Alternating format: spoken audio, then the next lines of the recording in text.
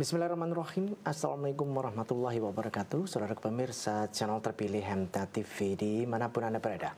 Puji syukur Alhamdulillah senantiasa kita panjatkan kehadirat ilahi Rabbi Allah Subhanahu wa Ta'ala atas genap karunia nikmat dan juga rahmatnya untuk kita semua di perjumpaan awal aktivitas pagi hari ini.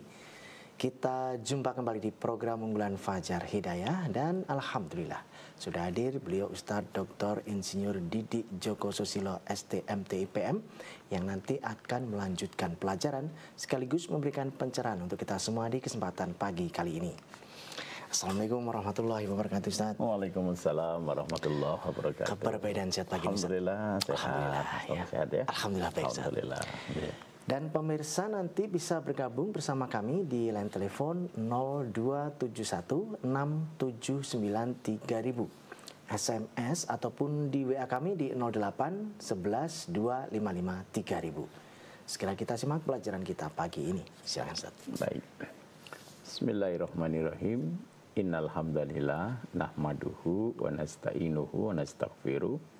Wa na'udzubillahi min syurri anfusina wa min sayyiati a'malina. May yahdihillahu fala mudhillalah wa may yudlil fala hadiyalah. Asyhadu an la ilaha illallah wahdahu la syarikalah wa asyhadu anna Muhammadan abduhu wa rasuluh. Allahumma shalli wa sallim wa barik ala Muhammad wa ala alihi wa sahbihi ajma'in. Amma ba'du. Para pemirsa MTA TV, pendengar Persada FM, kaum muslimin muslimat rahimakumullah.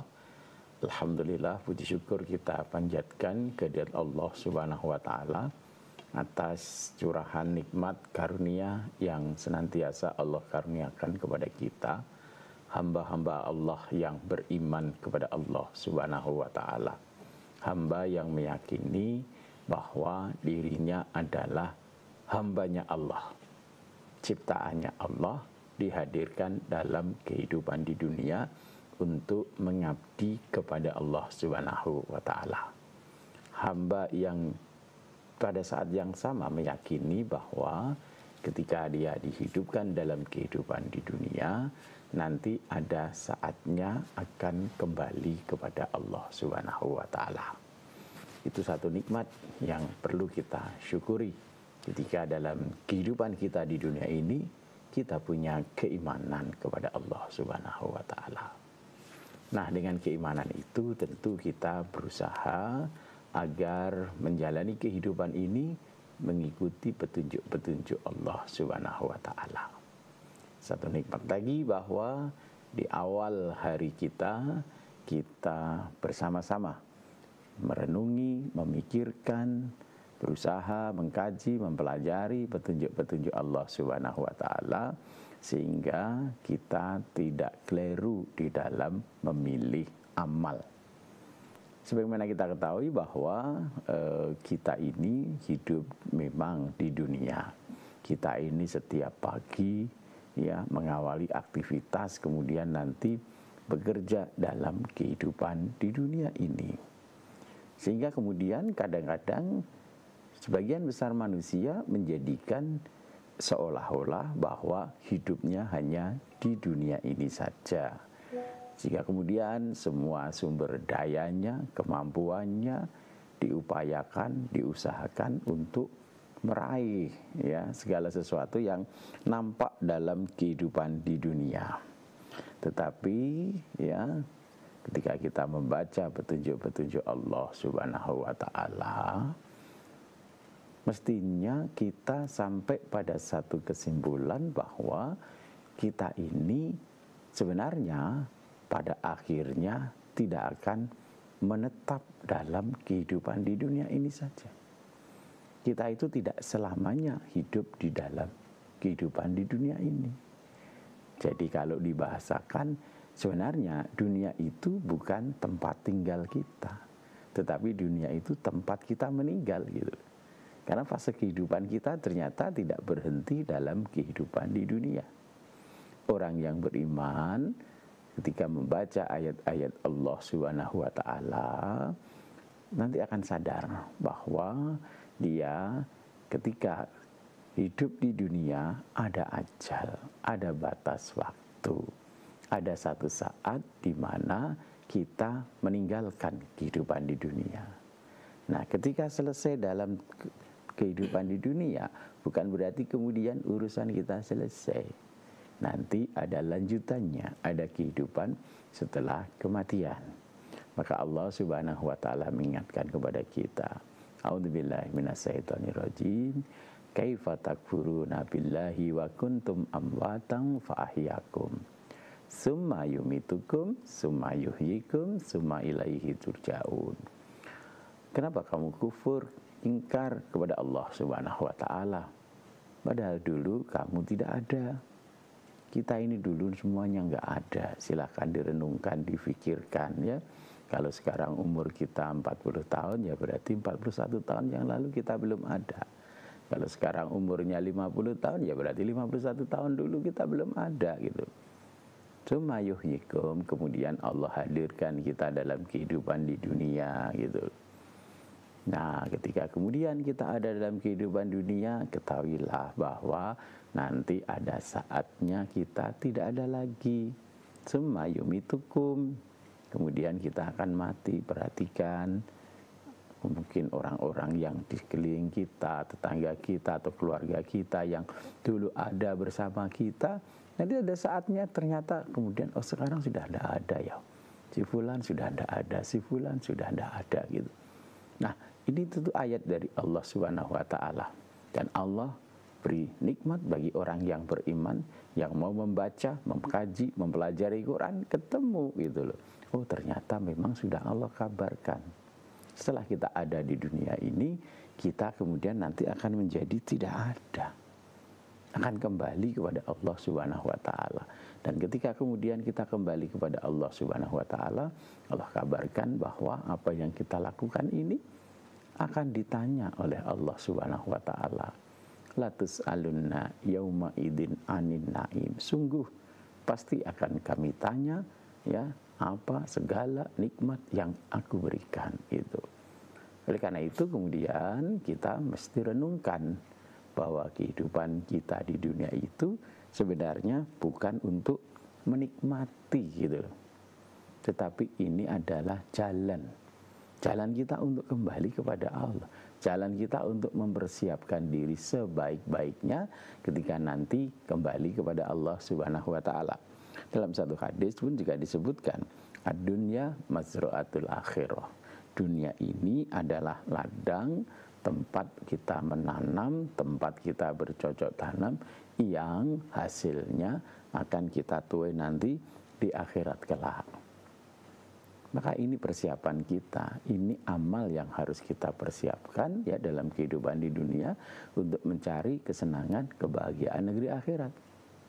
Maka Allah pun juga mengingatkan kita dalam Quran surat Qasas ayat 77 ya, ketika kita hidup di dalam kehidupan di dunia, kemudian datang berbagai nikmat karunia Allah kepada kita, baik nikmat jasmani yang sehat, fisik yang kuat, nikmat harta yang banyak, nikmat kedudukan, nikmat jabatan, hendaklah itu semuanya kita jadikan wasilah, sarana untuk kita mencari kesuksesan, kebahagiaan negeri akhirat.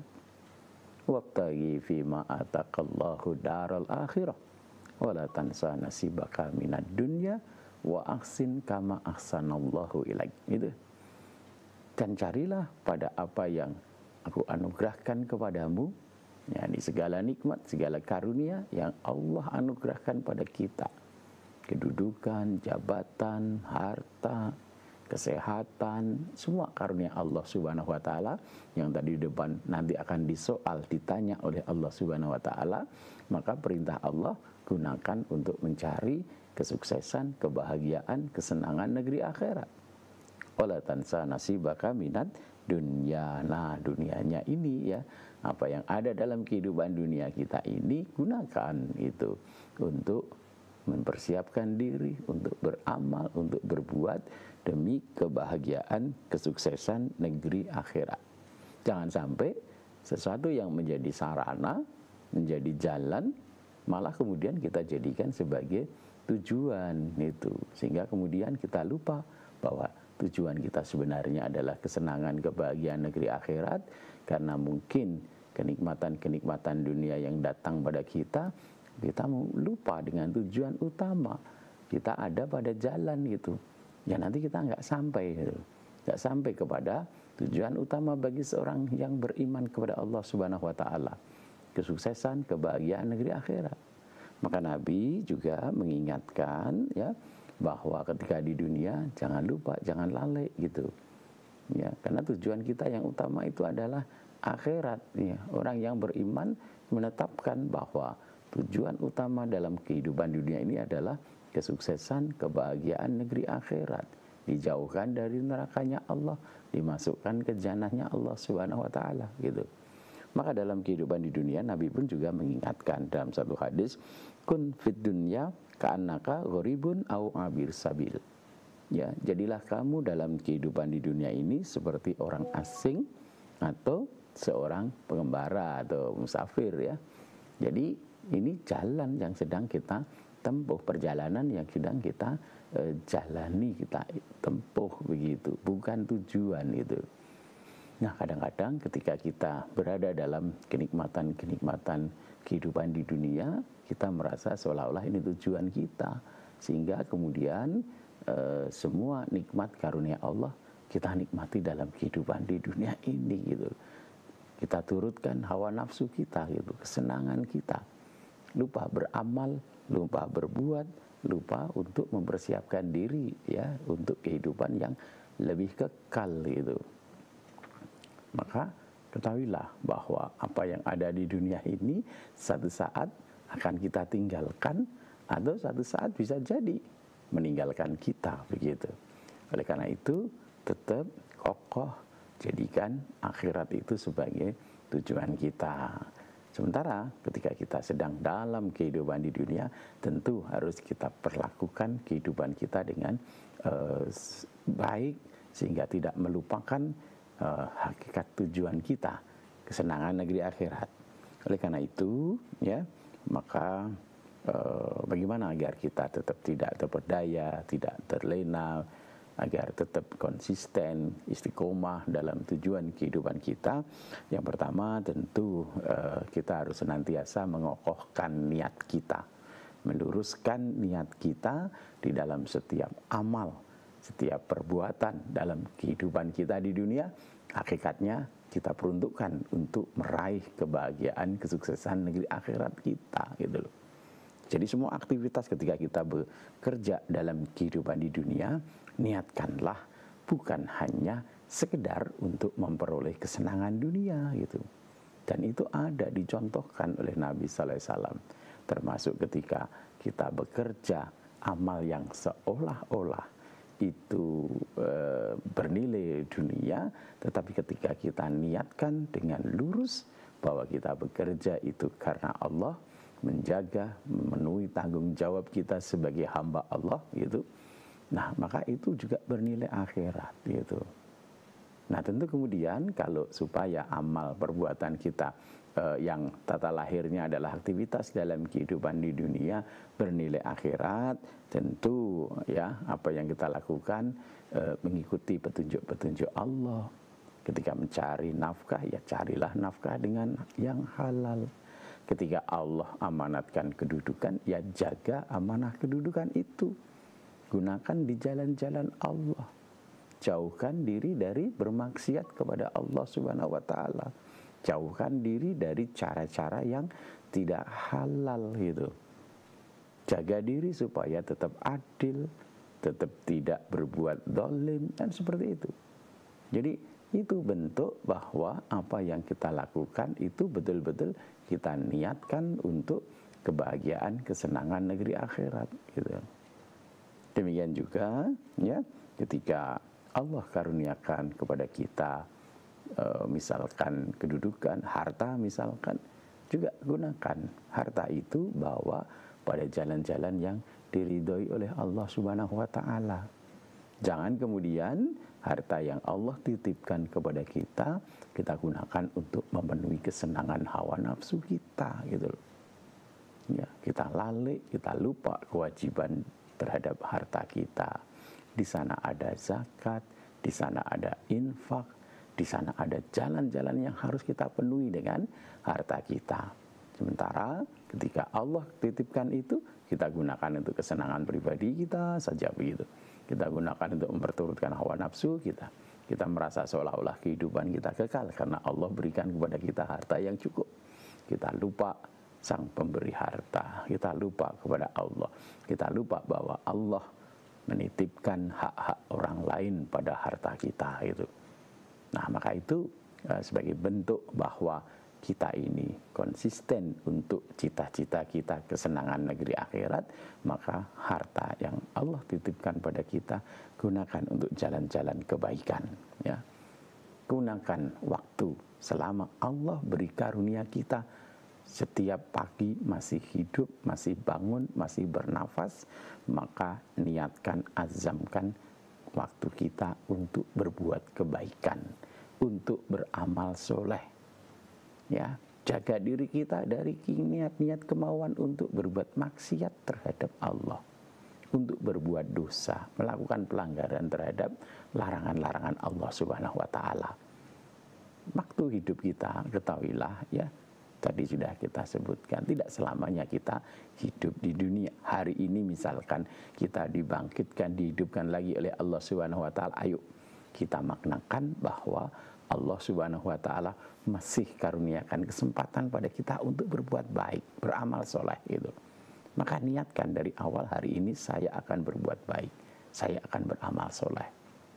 Waktu ini juga ketika kita hidup ini, hakikatnya Allah beri kesempatan kita untuk perbaiki diri.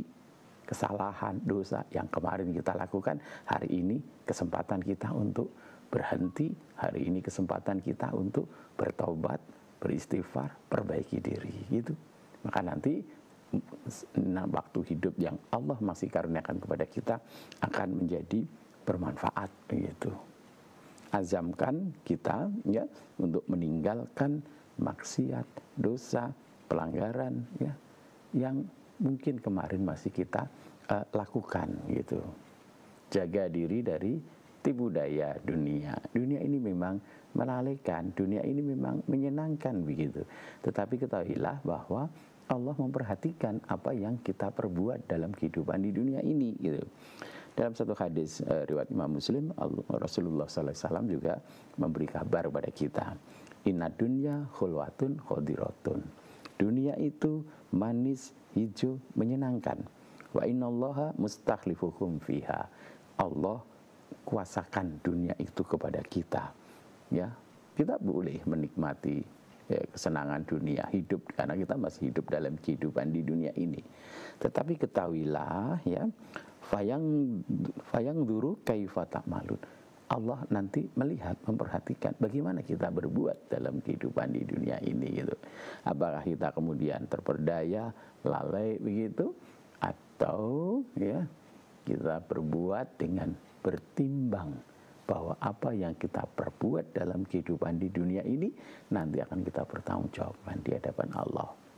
Sama-sama mempertanggungjawabkan kenapa tidak kita memilih berbuat yang terbaik sesuai dengan petunjuk Allah. Semua profesi kita, pekerjaan kita, ayo itu bisa menjadi sarana kita untuk beribadah kepada Allah Subhanahu wa taala. Apapun profesi kita itu ya, beribadah kepada Allah Subhanahu wa taala tidak kita maknakan hanya sholat, hanya puasa, hanya zakat, hanya haji, tetapi dengan profesi pekerjaan kita, amal kita dalam kehidupan di dunia, ketika kita bawa untuk jalan-jalan ketaatan kepada Allah Subhanahu wa taala, itu bagian dari ibadah kita kepada Allah. Bagian dari kita mempersiapkan diri kita bertanggung jawab di hadapan Allah Subhanahu wa taala.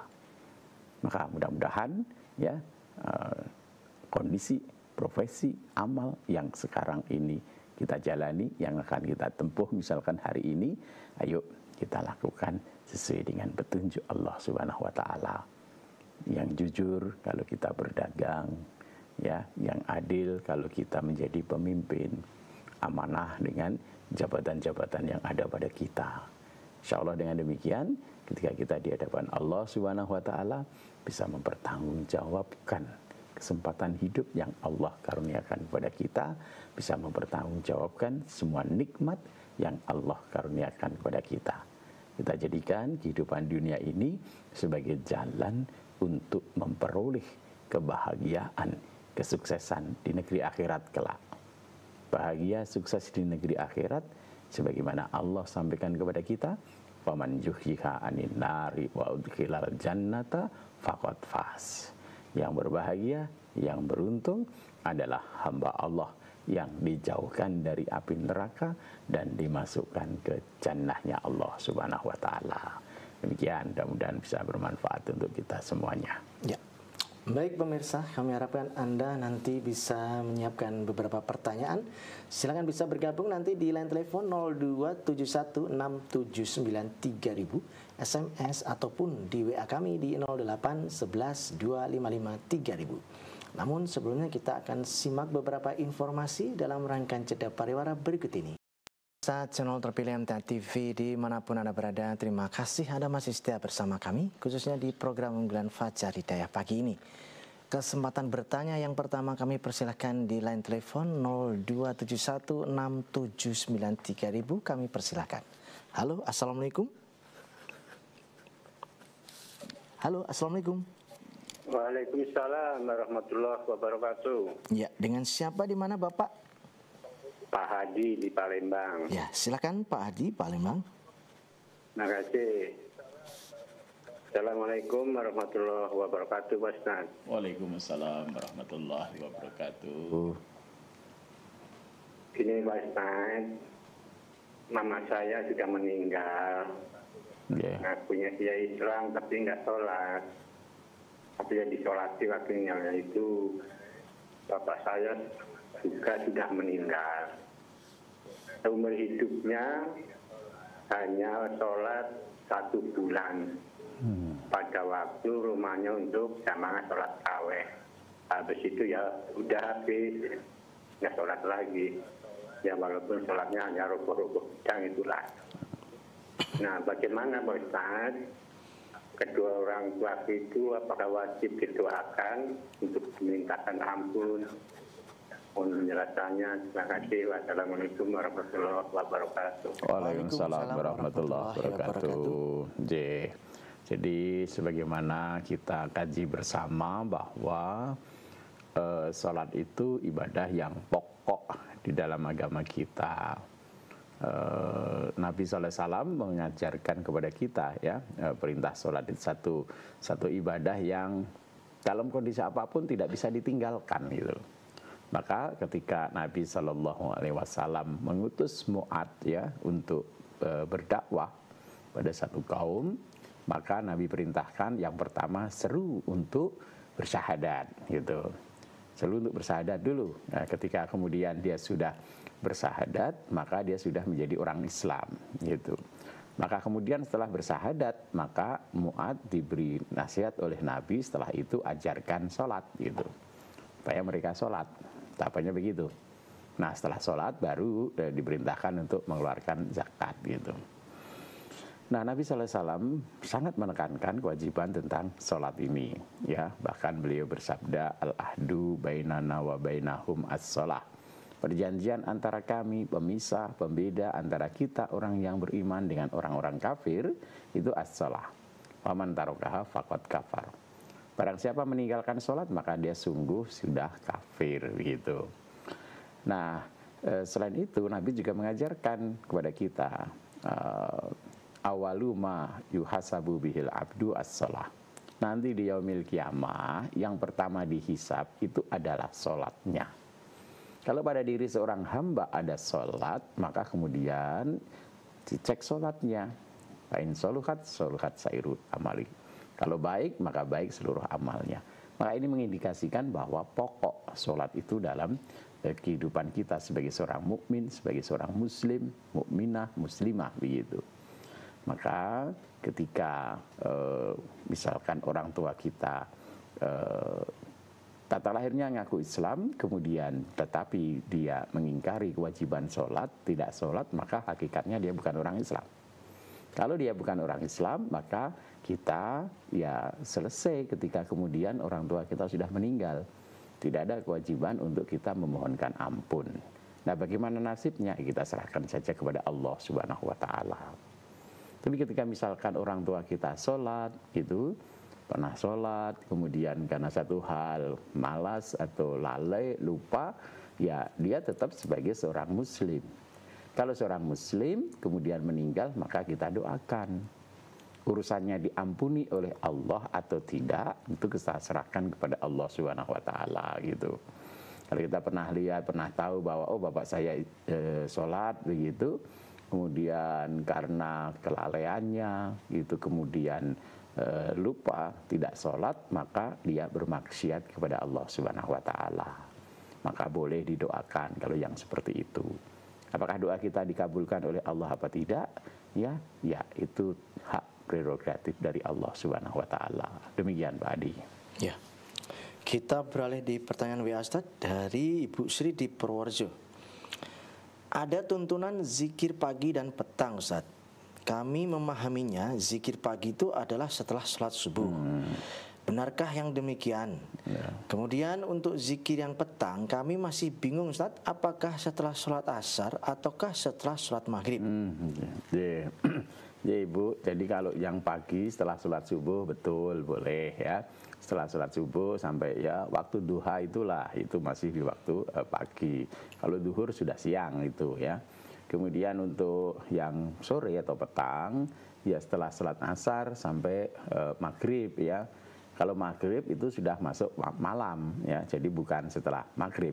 Kalau maghrib masuk waktu maghrib itu sudah masuk malam gitu. Jadi petangnya ya setelah sholat asar sampai menjelang maghrib. Demikian Ibu. Ya. Kita beralih kembali di line telepon. Kami persilakan berikutnya. Halo, assalamualaikum. Halo, assalamualaikum. Halo, assalamualaikum.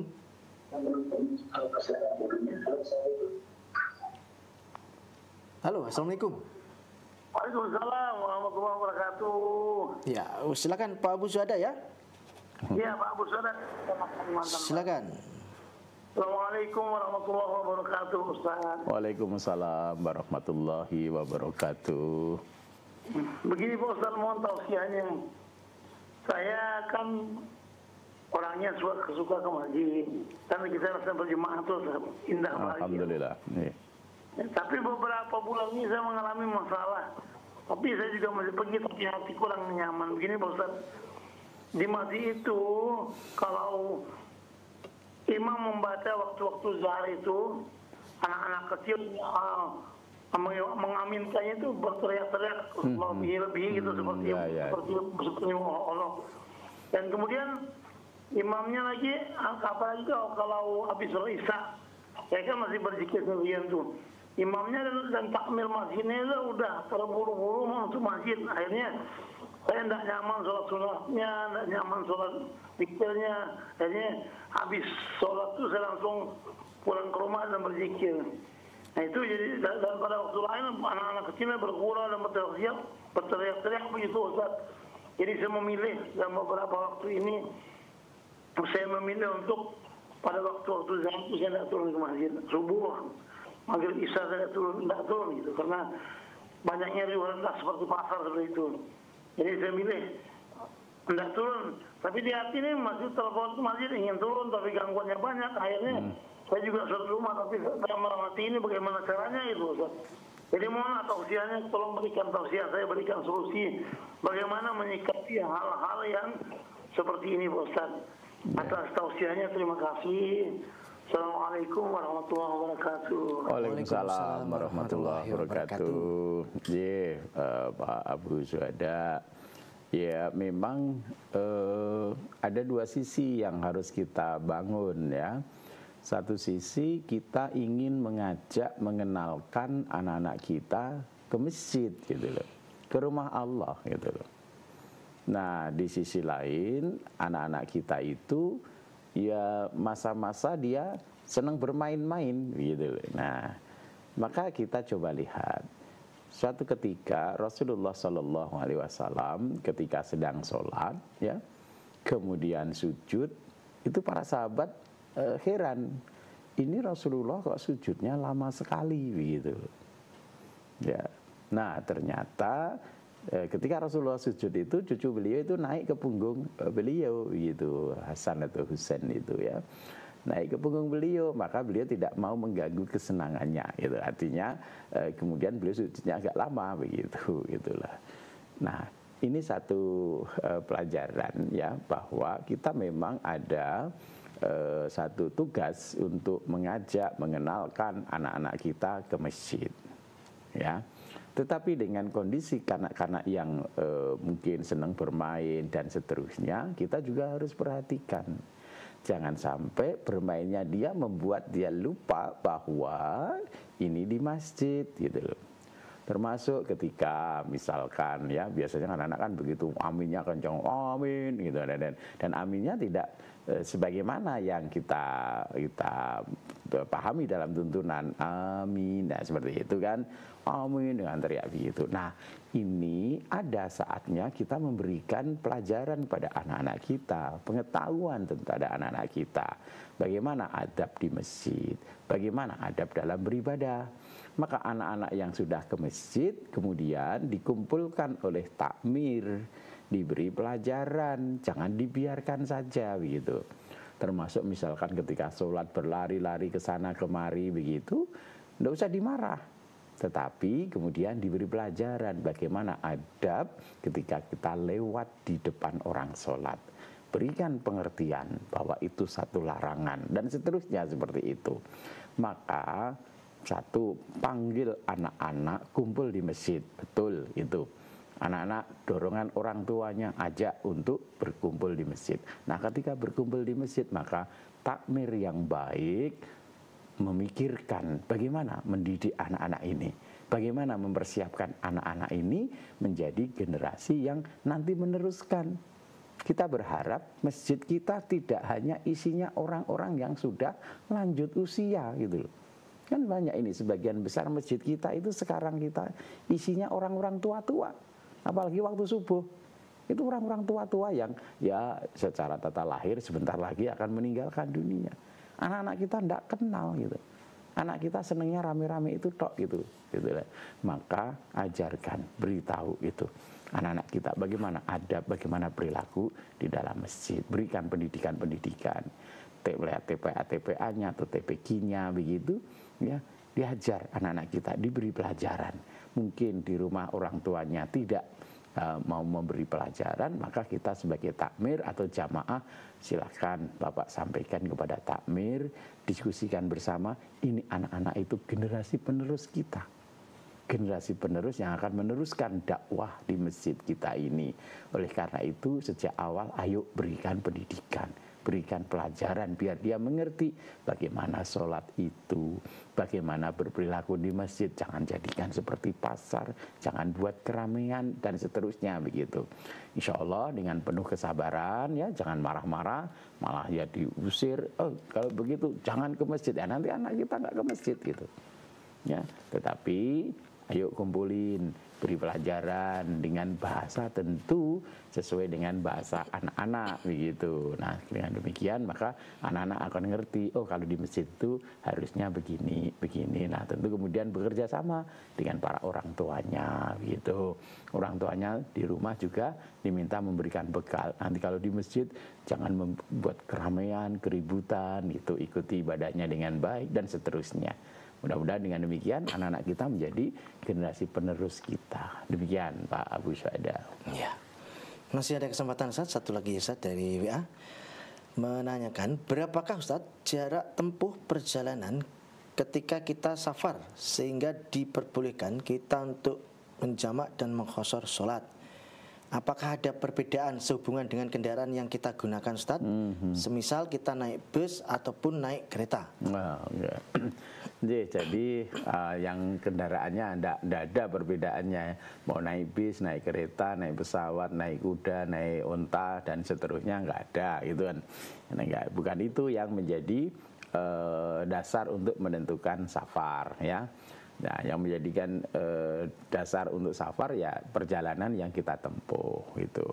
Jadi memang ada beberapa pendapat ya kaitannya dengan berapa jarak seorang boleh kemudian mengqashar menjamak sholat ya.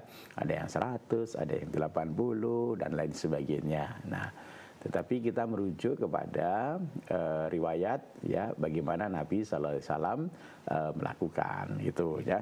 Jadi dalam satu riwayat ini di dalam hadis Muslim disebutkan An Anasin anna Rasulullah sallallahu alaihi wasallam salat duhra bil Madinati arba'an wa salat asra bi Dzil Khulaifati raqatain ya. Dari Anas bahwasanya Rasulullah sallallahu alaihi wasallam salat duhur di Madinah 4 rakaat. Rasulullah sallallahu alaihi wasallam itu iqamahnya atau tempat tinggalnya adalah di Madinah. Maka ketika beliau sholat duhur di Madinah, beliau sholatnya tamam, duhur 4 rakaat. Dan beliau sholat asar di Dzul Khulaifah 2 rakaat. Nah, beliau sholat asar di satu tempat yang namanya Dzul Khulaifah itu 2 rakaat. Artinya sholat asar yang seharusnya 4 rakaat dikosor, diringkas menjadi 2 rakaat. Ya. Jadi jarak antara Madinah sampai Dzul Khulaifah itu kurang lebih 6 mil. Kalau 1 milnya kurang lebih 2 kilo, ya kurang lebih 12 kilo. Ya. Jadi setelah jarak 12 kilo itu Rasulullah SAW mengqashar sholatnya. Yang asar tadinya 4 rakaat, kemudian dikosor jadi 2 rakaat, diringkas ya. Kemudian di dalam riwayat lain An Syu'bah An Yahya bin Yazid al-Khunai qala sa'altu Anas bin Malik an qasri shalah faqala kana Rasulullah sallallahu alaihi wasallam idza kharaja masirata salasati amyalin aw salati qarasikha Syu'batus syak shalla raqatain. Dari Syu'bah dari Yahya bin Yazid al-Khunai ia berkata, aku pernah bertanya kepada Anas bin Malik tentang mengqashar sholat. Lalu ia menjawab, dahulu Rasulullah SAW apabila berpergian sejauh 3 mil atau 3 farsak, Syu'bah ragu, maka beliau sholat 2 rakaat. Ya. 1 farsak itu 3 mil, 1 mil kurang lebih 2 kilo. Kalau 3 mil itu kira-kira berarti 6 kilometer. Ya, berarti kalau 3 farsa itu kira-kira 18 kilo.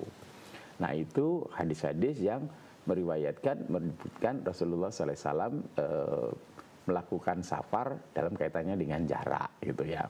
Jadi paling tidak kalau kita melihat dari 2 hadis tadi di 12 mil ketika di 6 mil ya atau 12 kilo ketika Rasulullah SAW safar dari Madinah sampai di Dzul Khulaifah yang jaraknya kurang lebih 12 km, Rasulullah SAW sudah meringkas sholatnya, mengqashar sholatnya gitu. Jadi kalau berdasarkan hadis ini ya setelah menempuh jarak 12 kilo lebih itu maka boleh menjamak mengqashar sholat gitu. Ya. Demikian Ibu, mudah-mudahan bisa dipahami. Baik Ustaz, kami sampaikan terima kasih atas pelajaran dan tausiahnya pagi ini. Kita nantikan pelajaran berikutnya insyaallah. Assalamualaikum warahmatullahi wabarakatuh. Waalaikumsalam warahmatullahi wabarakatuh. Baik saudara pemirsa channel terpilih MTA TV dimanapun Anda berada, demikian tadi telah kita simak dan ikuti bersama program unggulan Fajar Hidayah pagi ini. Kita jumpa kembali di kesempatan mendatang. Saya Tomel Fatoni pamit undur. Alhamdulillahirabbil alamin. Subhanakallahumma wa bihamdika asyhadu alla ilaha illa anta astaghfiruka wa atubu ilaik. Assalamualaikum warahmatullahi wabarakatuh.